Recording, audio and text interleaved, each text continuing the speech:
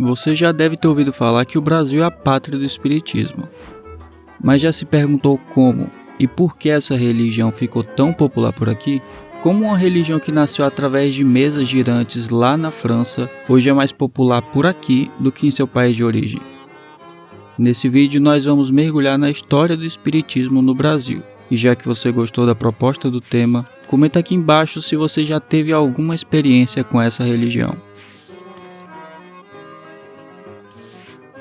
Pois bem, para a gente começar a entender o que acabou deixando Kardec tão famoso e importante por aqui, vamos primeiro descobrir quem esse personagem histórico foi de verdade. Estamos falando de meados do século XIX na França. Naquele momento, Paris passava por grandes mudanças, e eram tanto mudanças políticas quanto estruturais. Basicamente, a capital francesa começou a crescer rapidamente, e na mesma medida começou também a atualizar suas estruturas. Paris agora estava caminhando para deixar de ser uma cidade medieval e passava a ser a Cidade da Luz. Assim, eram criadas avenidas mais largas, grandes parques e a cultura também se destacava cada vez mais. E é nesse cenário que vivia um professor chamado Kardec. Quer dizer, nessa época ele ainda não era chamado assim. Allan Kardec foi o pseudônimo adotado por Hippolyte Léon Denisard Rivail. Mas eu vou acabar escolhendo chamar ele pelo nome mais famoso mesmo. Acho que assim é melhor. Enfim, Kardec começou a ter contato com algumas ideias que transitavam por ali na época. Ele era influenciado, por exemplo, pelas ideias de um cara chamado Franz Mesmer. E através dele começou a estudar um fenômeno conhecido como magnetismo animal. Para resumir aqui, é basicamente uma teoria que dizia que o ser humano possui uma energia e que, quando desequilibrada, causava doenças em nós. Mas ele não se contentou muito só com essa explicação de Mesmer.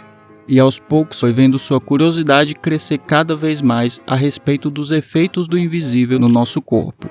Na época, já haviam eventos onde se falavam dessas tais mesas girantes.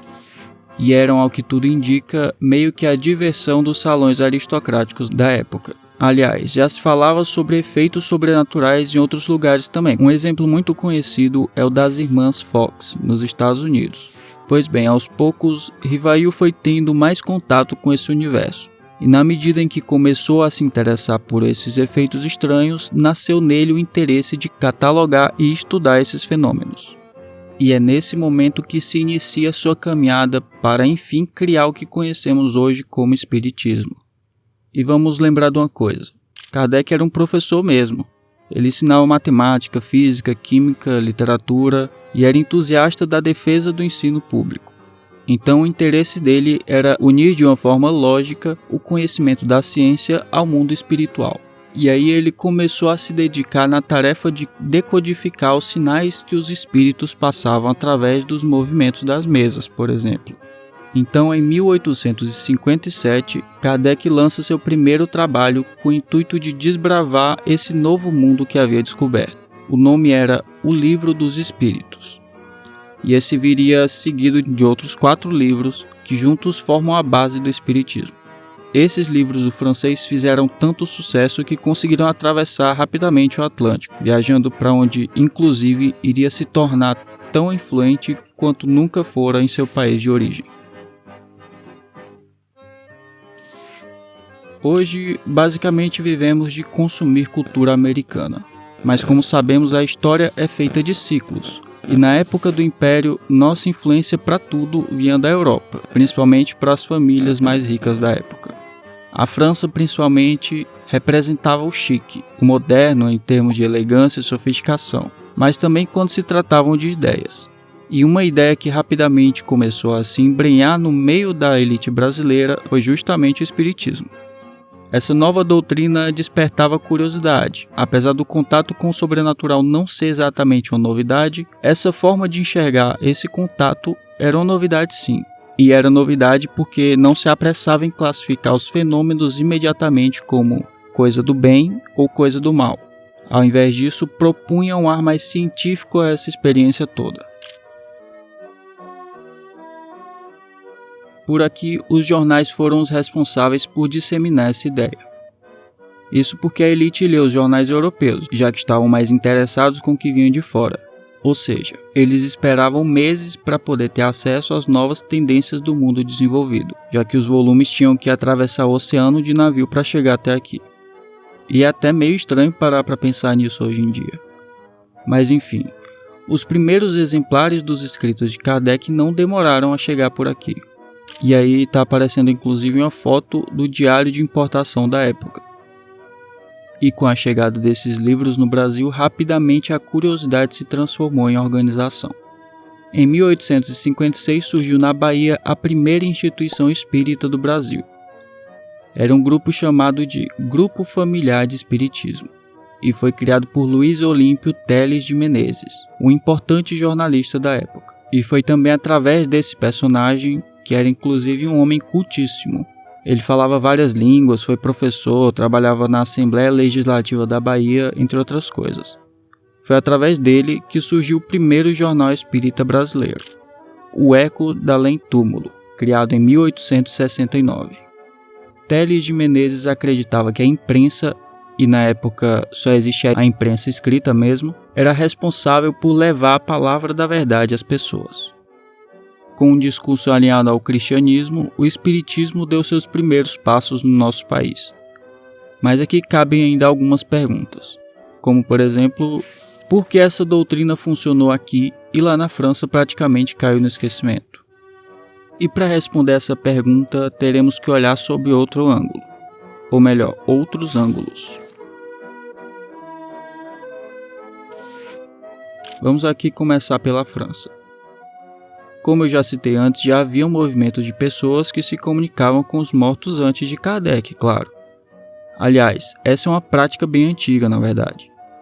O que o professor francês fez foi tentar dar uma abordagem mais científica para a coisa. No entanto, ele sofreu com vários ataques.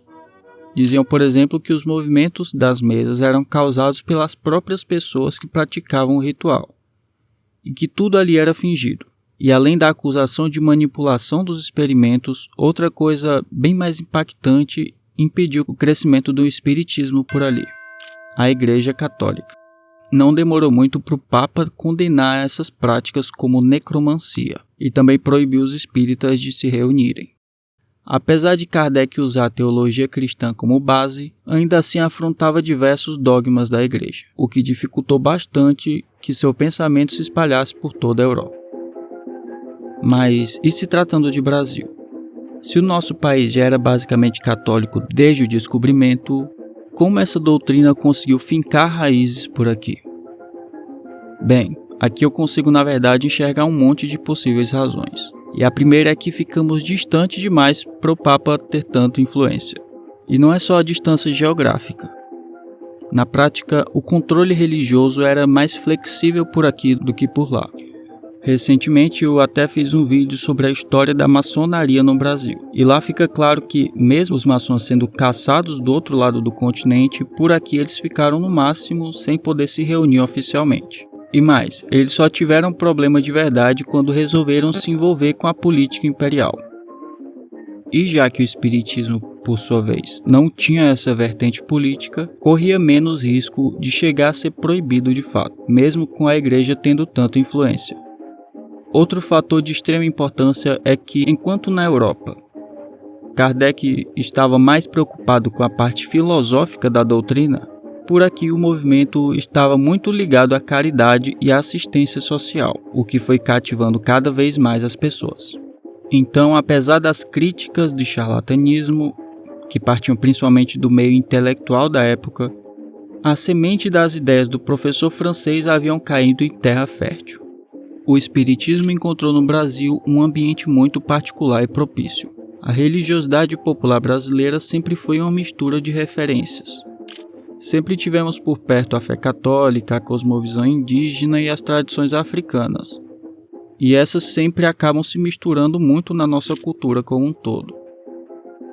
A ideia de comunicação com espíritos, de forças invisíveis e de curas espirituais não era de jeito nenhum uma novidade para a mentalidade brasileira.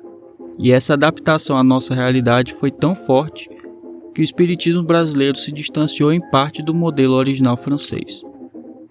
E é justamente aí que está o ponto mais interessante dessa história. O espiritismo não chegou ao Brasil como uma simples cópia do modelo francês.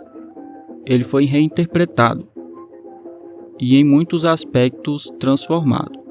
Enquanto na França ele enfrentava resistências e acabou perdendo espaço com o tempo, aqui ele encontrou um ambiente onde as suas ideias faziam sentido. Um país onde a religiosidade nunca foi rígida demais. Onde, de novo, diferentes crenças conviviam, se misturavam, de certa forma. E talvez seja por isso que hoje o Brasil seja considerado um dos principais centros do espiritismo no mundo, muito mais do que o país onde tudo começou. No fim das contas, essa história não é só sobre uma religião, é sobre como as ideias viajam. E como ao chegar em um novo lugar, elas nunca permanecem exatamente as mesmas. E para finalizar esse vídeo, eu vou mostrar como o Brasil, ou melhor, através de quem o Brasil conseguiu abrasileirar essas ideias espíritas. Alguns nomes são muito importantes para essa adaptação tão bem sucedida. E o primeiro que eu vou falar aqui é do Dr. Adolfo Bezerra de Menezes, que é uma figura que até hoje empresta sua notoriedade ao meio espírita. Conhecido como médico dos pobres antes mesmo de entrar em contato com a nova doutrina que desembarcava da Europa, ele diz que encontrou no espiritismo não coisas novas, mas sim a corroboração para aquilo que já acreditava sendo um cristão. Mas agora, eu não posso encerrar esse vídeo sem pelo menos citar a figura que fez as ideias de Kardec furarem a bolha. Francisco Xavier foi, sem dúvida, um homem ímpar na história do Brasil. Ele simplesmente escreveu centenas de livros e atribuiu a autoria de todos eles a espíritos desencarnados. E inclusive não recebeu nenhum real pelas obras. Ficou conhecido também pelas cartas psicografadas, que passavam mensagens de pessoas já do outro lado da vida aos seus parentes aflitos aqui na Terra. E eu presumo que esse fenômeno só tomou essa proporção por causa do momento em que tudo aconteceu. Chico Xavier chamou muita atenção com suas participações em programas de TV, o que conseguiu levar sua imagem e a imagem da doutrina espírita, por consequência, a um patamar nunca imaginado.